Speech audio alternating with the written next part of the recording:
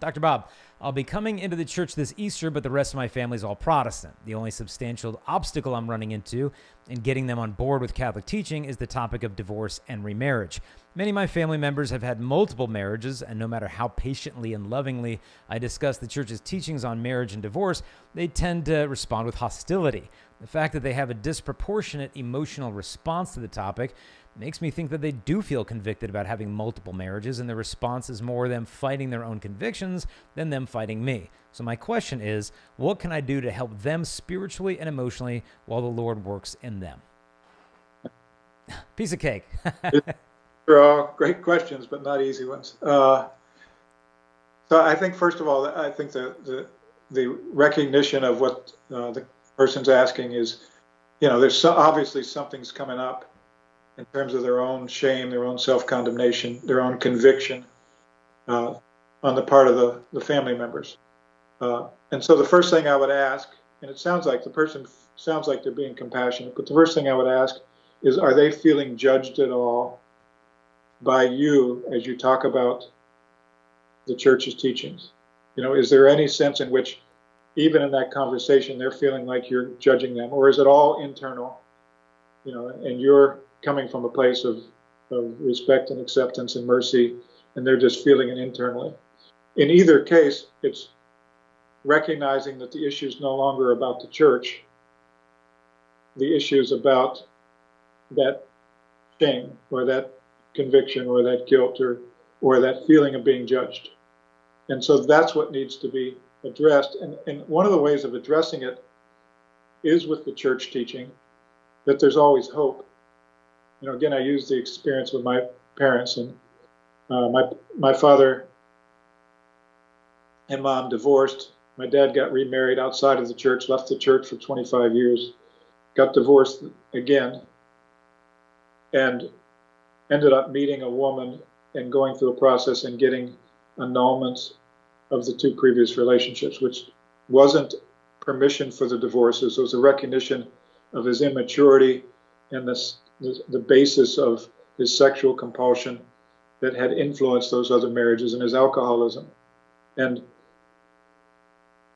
when he had a place of hope that the church could help heal these past situations, he celebrated the church's teachings rather than feared the church's teaching. But we have a lot of people, even in the church, who end up leaving the church because they live in condemnation. Well, I've been divorced, I can't have communion, I can't, I've been remarried.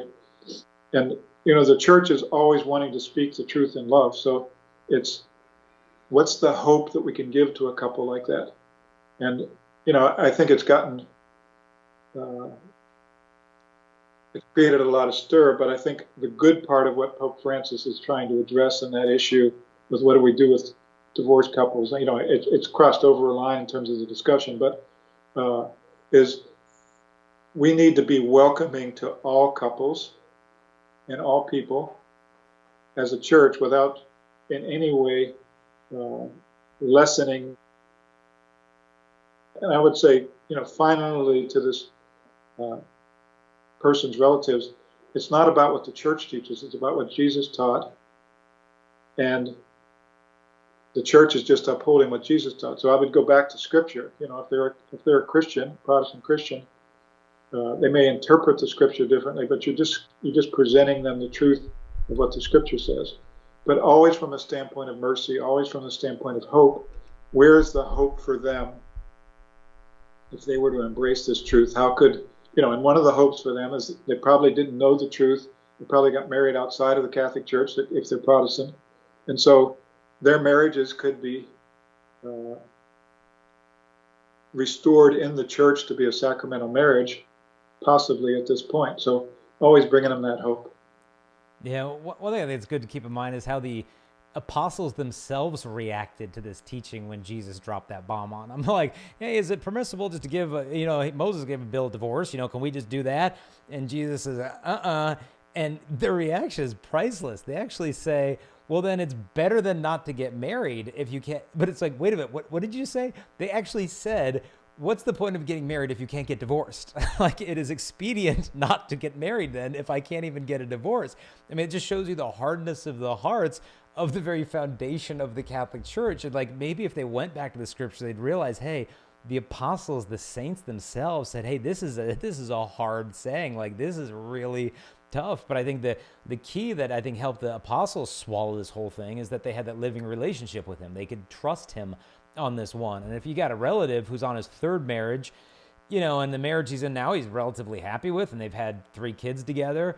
The idea of just like going with the church is like, it's like telling me, okay, well, Jason, why don't you take all your bookshelves here, all your books and all your family pictures and just turn it upside down, okay?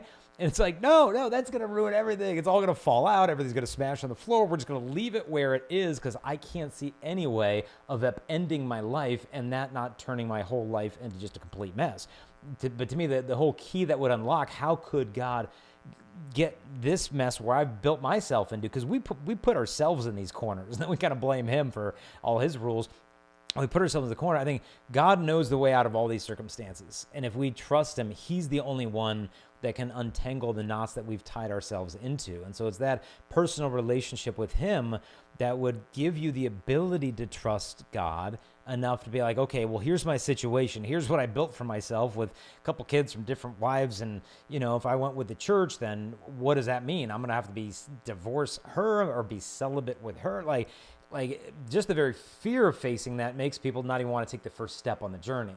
But it's like, if we have a good God who trusts us, who loves us, and is able to figure this stuff out, if we can trust him like the apostles can, then he'll be able to iron that stuff out no matter how daunting the task may be. And who knows, in the end, odds are God can actually give you a future much greater through his gift of mercy than you could ever have grasped on by your own impatience and distrust. But yeah, I would say just keep loving your families and, encourage them to reread the scriptures and why this, the saints struggle with that as well. So you've got some more thoughts on it too.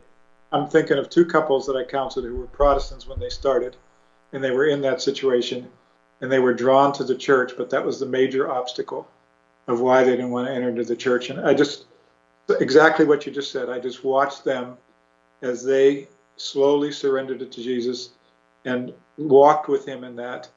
The beauty in both of those cases of how he brought them into the church, and he brought healing and restoration in those areas that there was no way out for them. They just couldn't see a way. Hey there, I hope you enjoyed that little clip, but if you want to see the whole episode where this came from, just click the link here. And in the meantime, we want to invite you to help us share this message, and there's a couple things you can do real quick. Number 1, if you like or comment or share this video, YouTube will actually show it to more people. Also, don't forget to subscribe, hit the notification bell. We release videos every single day, and you'll be notified as soon as those come out. If you want to help us also to spread this message, you can support us at patreon.com/Jason Evert. That helps us to create these videos and show them to the whole world. God bless.